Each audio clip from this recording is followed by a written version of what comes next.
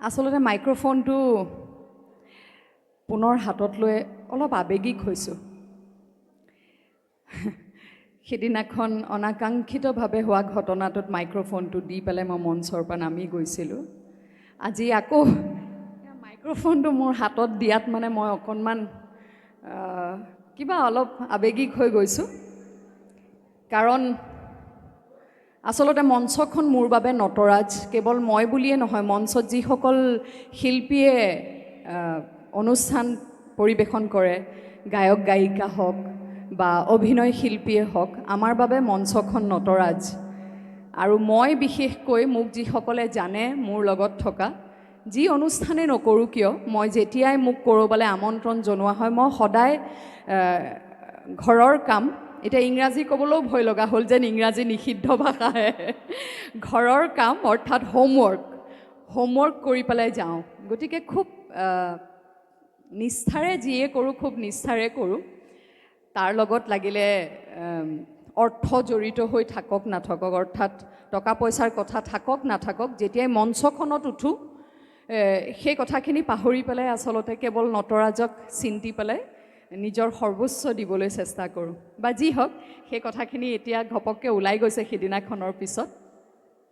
এইখিনিতে মই ইতিহাস সমৃদ্ধ শিৱদৌলৰ নিচেই কাষতে অৱস্থিত এই ঐতিহ্যমণ্ডিত শিৱসাগৰ ছোৱালী মহাবিদ্যালয়ৰ আজি বিহু বুলি বহাগৰ উপলক্ষে আয়োজন কৰা বহাগত মাৰি যাওঁ বিহু, এই অনুষ্ঠানটোত মোক আমন্ত্ৰণ জনোৱাৰ বাবে মই এই মহাবিদ্যালয়ৰ শ্ৰদ্ধাৰ অধ্যক্ষ ডাঙৰীয়া শ্ৰীযুত প্ৰতিম শৰ্মাদেৱক মোৰ আন্তৰিক ধন্যবাদ জ্ঞাপন কৰিছোঁ।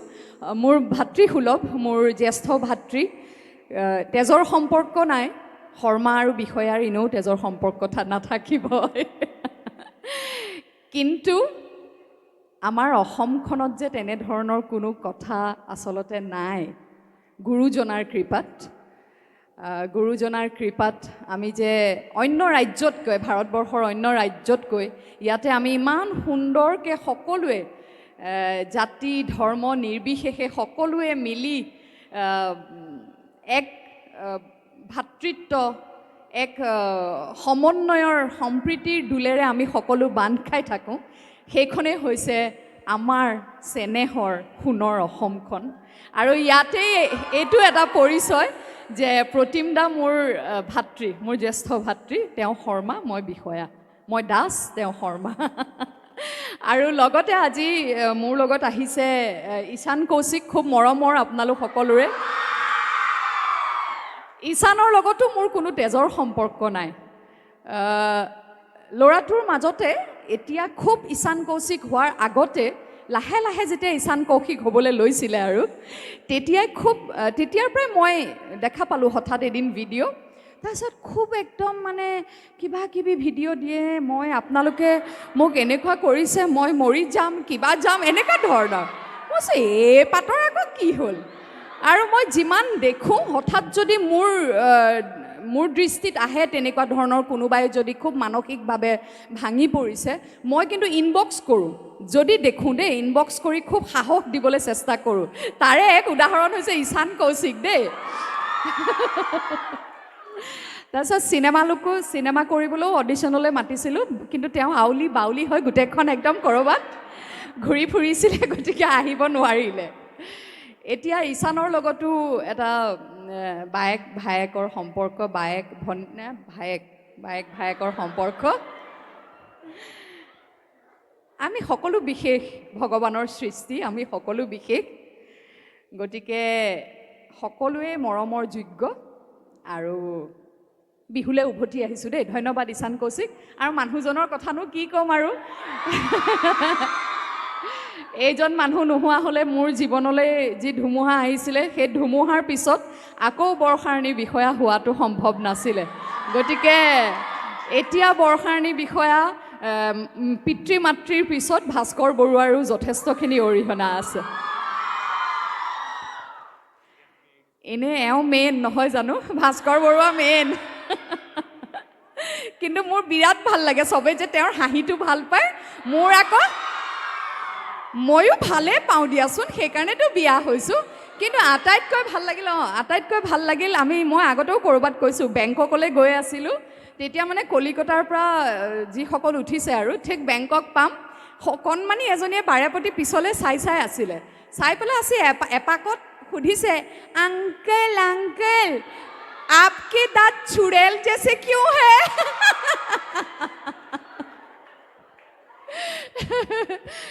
বিহু মানে হৈছে ৰং ধেমালি, গতিকে অকণমান হাঁহি বিলাবলৈ চেষ্টা কৰিলোঁ। অকণমান নাচিও দিব ইচ্ছা আছে, কিন্তু মোৰ এটা ট্ৰেক অলপ চেষ্টা কৰি আছে, অকণমান পিছত দিবি ৰ, কথা অলপ কৈ লওঁ। ইমান দিনৰ মূৰত মাইকটো পাইছোঁ, আকৌ এৰি দিম নেকি? সেই চকলা টেঙাটি অকলে নাখাবা, আমাকো কলৈ দিবা, ৰাতি বিহু তলিলৈ অকলে নাযাবা, আমাকো লগতে নিবা। টকাৰ সৰু সৰু মাতে সমহনীয়া, মাতে সমহনীয়া, টকাৰ সৰু সৰু মাত, টকাৰ মাতে শুনি ৰ'ব মইনো হুৱাৰু, ৰ'ব মইনো হুৱাৰু, এৰি যাবে হেতৰে, এৰি যাবে তৰে ভাত। নাৰী মানে হৈছে প্ৰকৃতি, আৰু প্ৰকৃতি মানে হৈছে বহাগ। ধন্যবাদ। গতিকে ক'ৰবাত বহাগ উদযাপন কৰোঁতে হয়তো আমি নাৰীক উদযাপন কৰোঁ, নহয়নে? কোনেও নকৰিলেও আমি প্ৰত্যেকগৰাকী নাৰীয়ে নিজক উদযাপন কৰাটো উচিত বুলি মই ভাবোঁ, কিয়নো আমি শক্তি।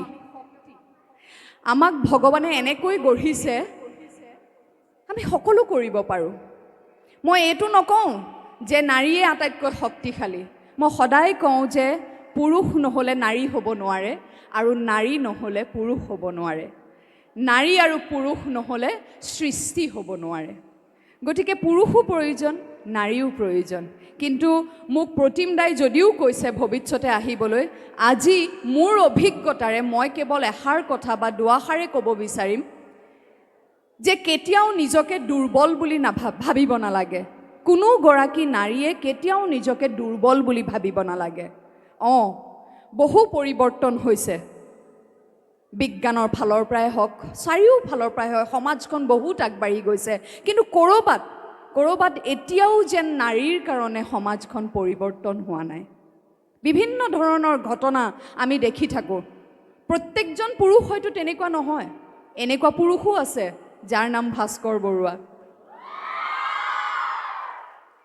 কিন্তু এনেকুৱা পুৰুষো আছে। মোৰ এগৰাকী খুব ভাল বান্ধৱীৰ স্বামীয়ে হেনো কৈছিলে যে তেওঁ বোলে, স্বামীজনে মোৰ বান্ধৱীগৰাকীক কৈছে, কিন্তু তেওঁ বোলে কেতিয়াও ইমান সফল পত্নী এগৰাকীক মানে কি বুলি কয়, এতিয়া ইংৰাজীতে কওঁনে, যি বুলি কৈছিলে, তেওঁ কৈছিলে যে I would have never been able to handle such a successful wife.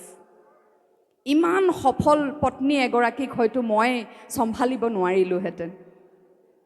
কিন্তু সেই সফল হোৱাটো সেই পত্নীগৰাকীৰ দুখ নেকি? নহয়।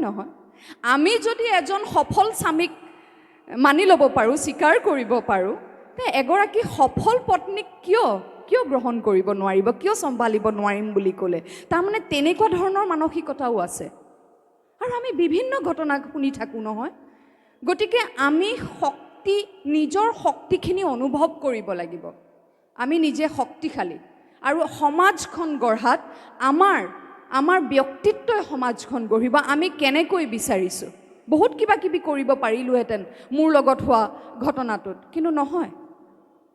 সেই মঞ্চখনৰ এক ঐতিহ্য আছে।